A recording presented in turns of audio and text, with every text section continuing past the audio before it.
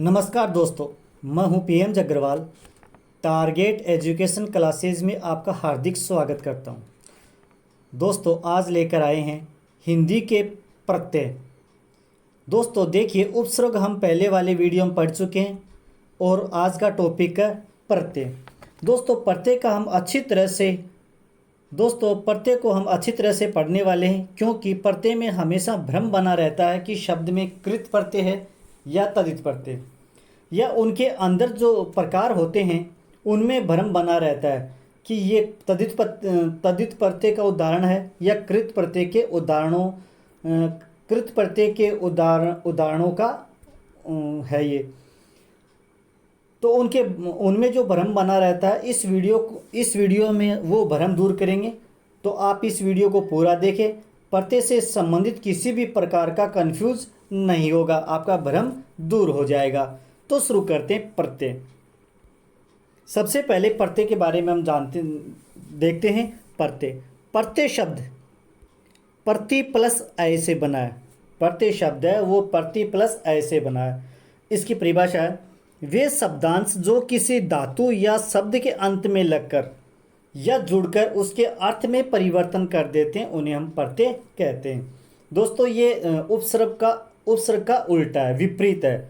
उपसर्ग में शब्द के आगे लगकर, आगे जुड़कर मूल शब्द के अर्थ में परिवर्तन कर देता है, जबकि प्रत्यय शब्द के अंत में लगकर या जुड़कर उसके अर्थ में परिवर्तन कर देता है, उसे हम प्रत्यय कहते हैं।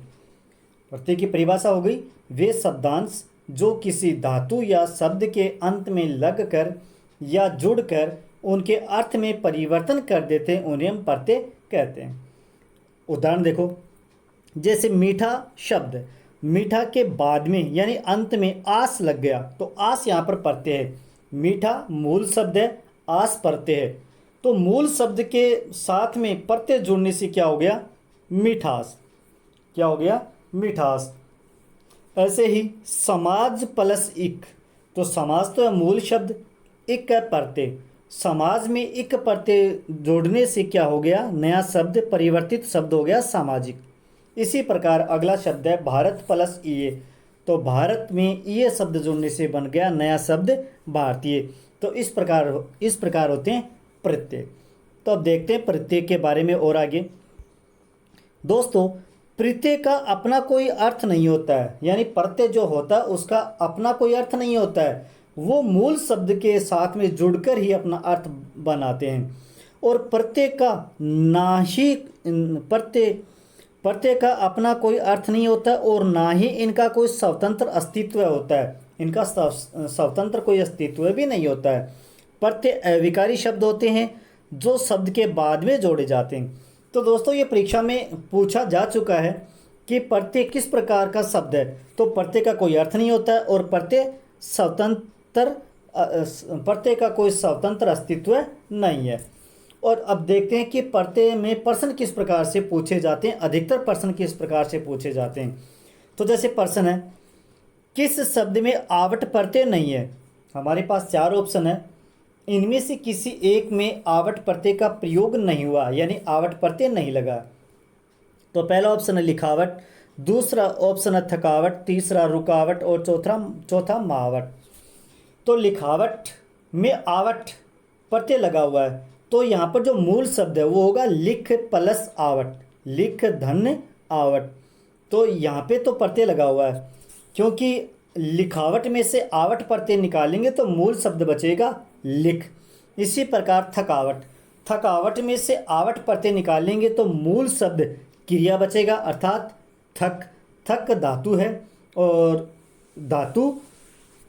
थक धातु है, धातु में आवट प्रत्यय लगने से बन गया थकावट। इसी प्रकार रुकावट, तो रुकावट में भी रुक धन आवट, रुक धन आवट। रुक क्रिया है, धातु है और धातु के साथ में आवट प्रत्यय लगने से बन गया रुकावट। अगला है महावट, तो महावट में जब आवट निकालेंगे तो महा या मह बचेगा, तो यह तो कोई शब्द ही नहीं है, ये क्रिया नहीं है, धातु का मूल अंश नहीं है। तो यहाँ पर महावट में आवट प्रत्यय नहीं लगा हुआ, तो इस प्रश्न के अनुसार हमारा द ऑप्शन सही होगा। महावट में आवट प्रत्यय नहीं है। इस प्रकार के प्रश्न परीक्षा में पूछे जाते हैं। तो अब देखते हैं प्रत्यय के भेद। प्रत्यय के भेद, तो प्रत्यय के दो भेद होते हैं। एक तो होता है कृत प्रत्यय, जिसे हम करदंत प्रत्यय भी कहते हैं, और दूसरा होता है तद्धित प्रत्यय। तो सबसे पहले हम देखते हैं कृत प्रत्यय। धातु या क्रिया के मूल रूप के बाद में प्रयुक्त होकर नवीन अर्थ के शब्द बनाने वाले प्रत्यय कृत प्रत्यय कहलाते हैं। यानी धातु या क्रिया के मूल रूप, क्रिया का मूल रूप भी धातु ही होता है, तो धातु में प्रयुक्त होकर जो नया शब्द बनाता है, परिवर्तित शब्द बनाता है, वो क्या कहलाता है? कृत प्रत्यय कहलाता है। जैसे लूट प्लस एरा, लूट प्लस एरा। तो यहाँ पे लूट है, सबसे पहले तो हमें ये देखना है कि धातु है कि नहीं है। तो हमने क्रिया वाली वीडियो में पढ़ा था कि धातु में ना शब्द जोड़ने से क्रिया बन जाता है। धातु में ना शब्द जोड़ने से क्रिया बनता है। तो यहाँ पर देखो मैंने करके बताया लूट प्लस ना लूटना, तो लूटना क्रिया हो गई। ये हमने जांच लिया कि लूट वास्तव में क्या है? धातु है, और धातु में ना शब्द जोड़ने से बन गया लूटना क्रिया। तो अब ये धातु तो हो गया लूट, अब इसमें एरा शब्द जोड़ने से बन गया लुटेरा। तो यहाँ पे जो लुटेरा होगा उसमें तो ऊ की मात्रा छोटी आएगी, और लूट में लू की मात्रा बड़ी आएगी, क्योंकि लुट नहीं होता, वो लूट होता है। इसी प्रकार अगला उदाहरण हमारा घूम प्लस आव। तो सबसे पहले तो हमें कृत प्रत्यय में ये जांचना है, ये देखना है कि ये धातु है कि नहीं है। तो घूम में ना जोड़ने पर बनता है घूमना, जो हिंदी का शब्द है, क्रिया है, हिंदी की क्रिया है। अब इसमें आव प्रत्यय लगाने से क्या हो गया? घुमाव, और जो घुमाव शब्द बना वो कृत प्रत्यय का उदाहरण है, कृत प्रत्यय का उदाहरण है। तो अब देखते हैं दूसरा तद्धित प्रत्यय। तद्धित प्रत्यय में क्या होता है? संज्ञा सर्वनाम और विशेषण शब्दों के अंत में जुड़ने वाले प्रत्यय तद्धित प्रत्यय कहलाते हैं। तद्धित प्रत्यय कौन कौन से होते हैं? संज्ञा, सर्वनाम और विशेषण शब्दों के अंत में जुड़ने वाले प्रत्यय तद्धित प्रत्यय कहलाते हैं। तो यहाँ पर जो अच्छा शब्द है वो क्या है? विशेषण, और विशेषण के साथ में आई प्रत्यय जोड़ने से क्या बन गया? अच्छाई। तो ये हमारा प्रत्ययुक्त शब्द यानी तद्धित प्रत्यय बन गया। और यहाँ पे जो अच्छा शब्द है वो विशेषण है। तो इस तद्धित प्रत्यय की परिभाषा है संज्ञा, सर्वनाम और विशेषण शब्दों के अंत में। तो यहाँ पर जो अच्छा है वो विशेषण है, और विशेषण के साथ में आई प्रत्यय जुड़ने से बन गया अच्छाई। इसी प्रकार अगला उदाहरण है सांप प्लस एरा।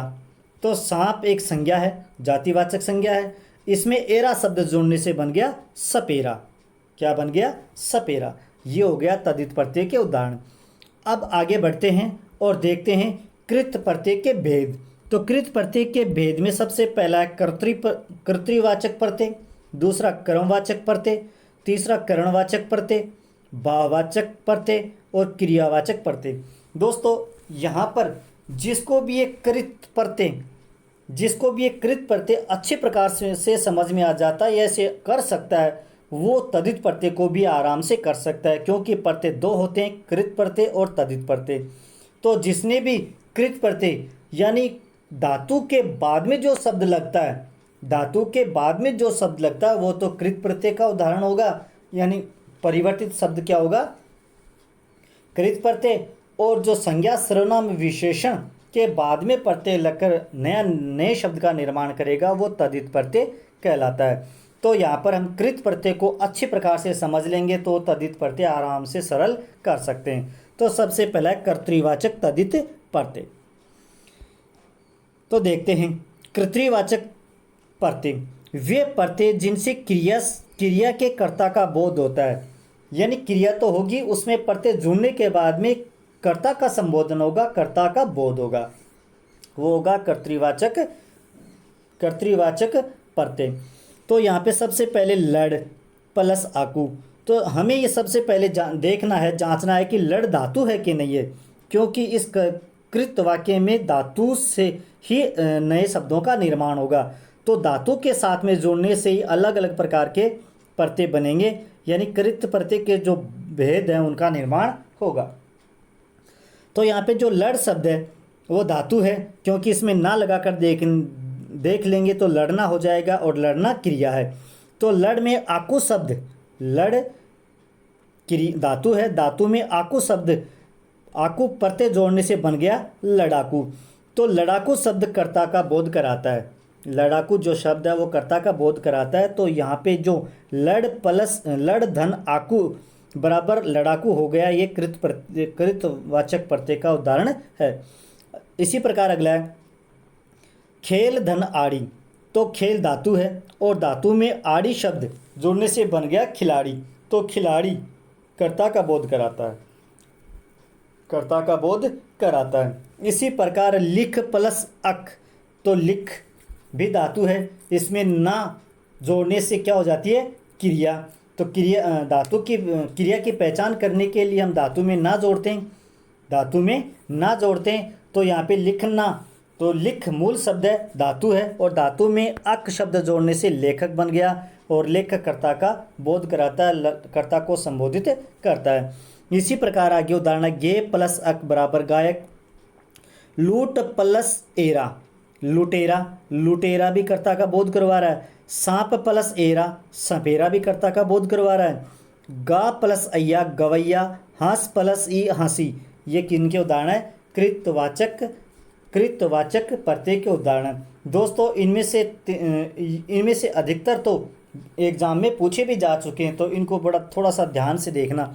और इसी प्रकार हम आगे बढ़ते हैं। तो अगला होगा हमारा कर्मवाचक प्रत्यय, यानी कृत प्रत्यय का दूसरा भेद है कर्मवाचक प्रत्यय। कर्मवाचक में ऐसे प्रत्यय जो किसी धातु के साथ लगकर कर्म का अर्थ प्रकट करते हैं। पहले वाला जो भाग था उसमें किसका बोध करवाता है कर्ता का, और यहाँ पर कर्मवाचक में किसका बोध कराएगा कर्म का बोध, कर्म का अर्थ प्रकट करता है। तो वह कर्मवाचक प्रत्यय कहलाता है, कर्मवाचक प्रत्यय कहलाता है। तो देखते हैं जैसे गा। दोस्तों हमने इस प्रत्यय में यानी कृत प्रत्यय में हमें क्रिया से ही नया शब्द बनाना है। क्रिया हो धातु होगा ही होगा, क्रिया नहीं धातु होगा, और धातु में प्रत्यय जुड़ने से ही नया शब्द बनेगा। चाहे तो वह कर्ता को संबोधित करता हो, कर्म को संबोधित करता हो, करण या भाव को संबोधित करता हो, तो वह किस में जुड़कर बनेगा क्रिया से।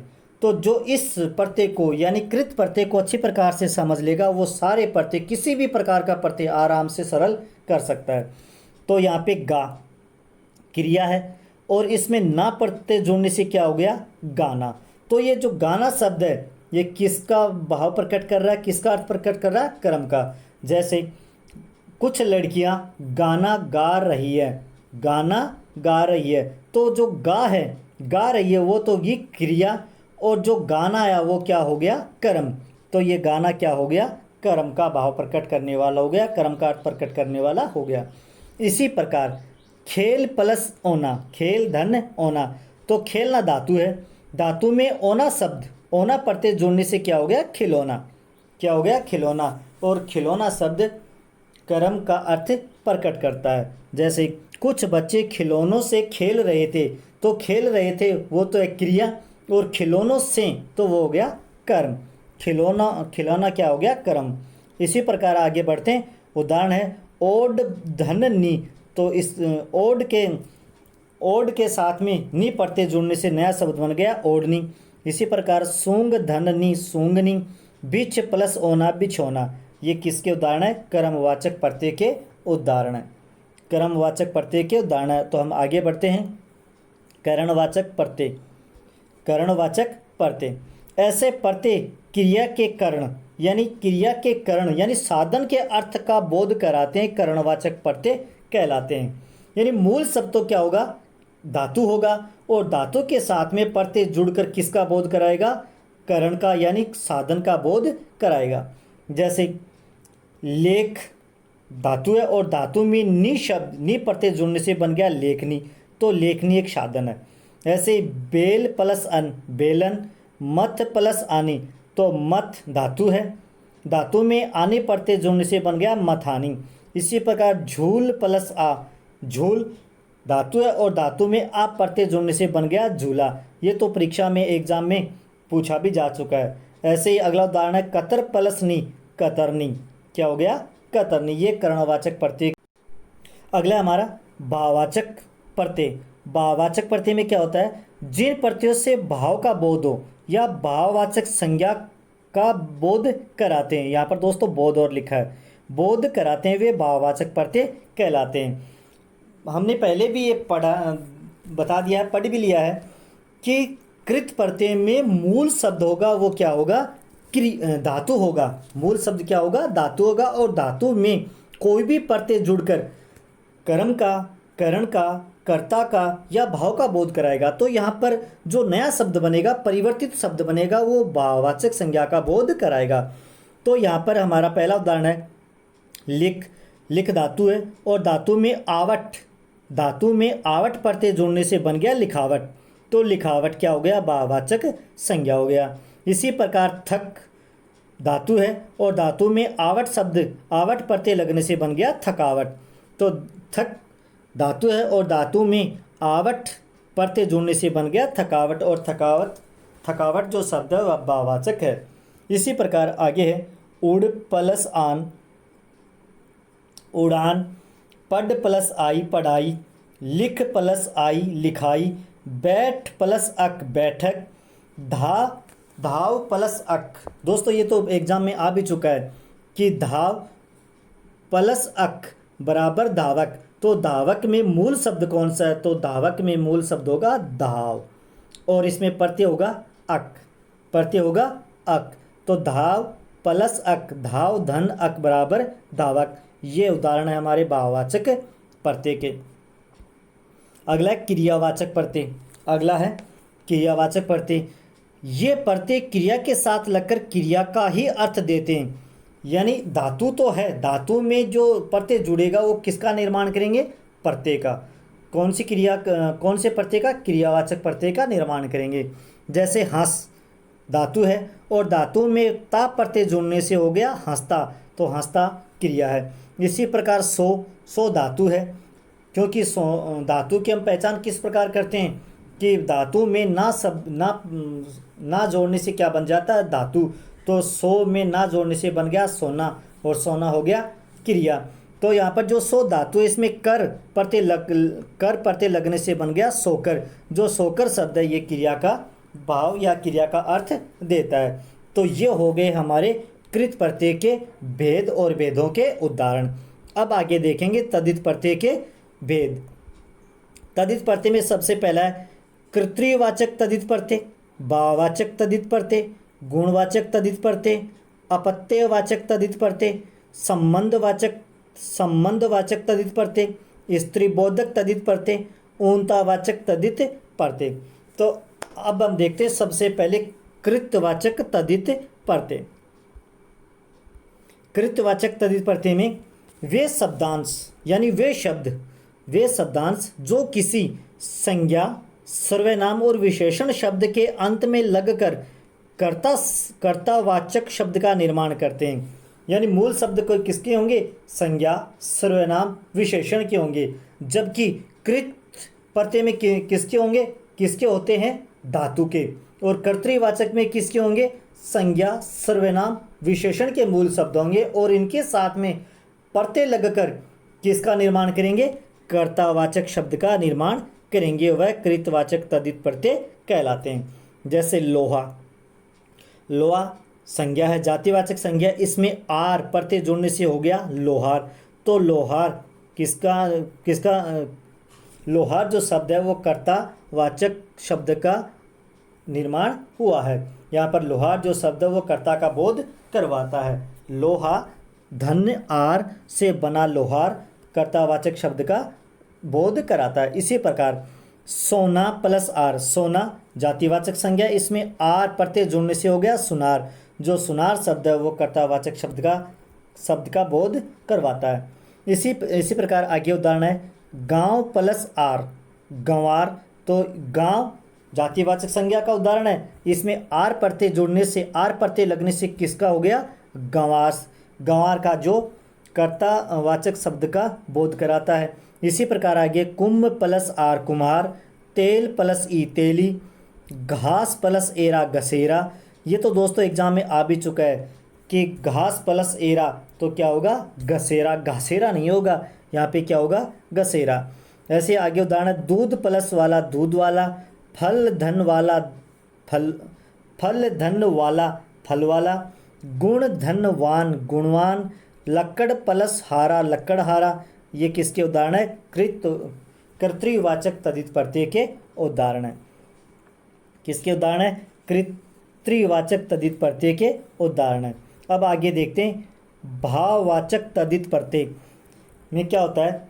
जिन प्रत्ययों के जुड़ने से शब्द भाववाचक बन जाता है, यानी मूल शब्द संज्ञा सर्वनाम और विशेषण है, उसमें कोई प्रत्यय जुड़ जाता है तो वह किसका, प्रत्यय जुड़ने के बाद में जो नया शब्द बनेगा वो कौन सा होगा, भाववाचक का बोध कराएगा, भाववाचक शब्द बनेगा।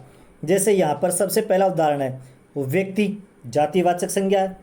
जातिवाचक संज्ञा, इसमें तव प्रत्यय लगने से हो गया व्यक्तित्व है। तो व्यक्ति का भाववाचक शब्द क्या होता है, व्यक्तित्व है। व्यक्ति शब्द है वो संज्ञा है, और संज्ञा में जातिवाचक संज्ञा, इसमें तव प्रत्यय जोड़ने से जो नया शब्द परिवर्तित शब्द बना हमारा व्यक्तित्व है, और व्यक्तित्व शब्द है व्यक्ति का भाववाचक शब्द। इसी प्रकार अगला उदाहरण है नेता। नेता शब्द है जातिवाचक संज्ञा का, इसमें तव से बना नेतृत्व है, तो नेता का भाववाचक होता है नेतृत्व है। इसी प्रकार अगला उदाहरण है बंधु प्लस त्व, तो बंधु का भाववाचक शब्द है बंधुत्व है। ऐसे सुंदर प्लस ता, सुंदर विशेषण है और विशेषण में ता जोड़ने से हो गया सुंदरता, और सुंदरता भाववाचक शब्द है। इसी प्रकार अगला उदाहरण है मधुर प्लस ता मधुरता, लघु प्लस ता लघुता, गुरु धन ईमा गरिमा। ये तो एग्जाम में पूछा भी गया, गुरु प्लस ईमा गरिमा, तो गरिमा में कौन सा प्रत्यय है, ईमा। गरिमा में कौन सा प्रत्यय है, ईमा। इसी प्रकार अगला उदाहरण है पूर्ण प्लस ईमा पूर्णिमा, बुरा प्लस आई बुराई, लड़का प्लस पन लड़कपन। क्योंकि लड़का है जातिवाचक संज्ञा, इसमें पन शब्द लगने से लड़कपन, और लड़का का भाववाचक बनता है लड़कपन। तो ये हो गया हमारा भाववाचक तद्धित प्रत्यय। अगला देखते हैं गुणवाचक तद्धित प्रत्यय। गुणवाचक तद्धित प्रत्यय में जिन प्रत्ययों के लगने पर किसी गुण के भाव का प्रदर्शन हो वे गुणवाचक प्रत्यय कहलाते हैं।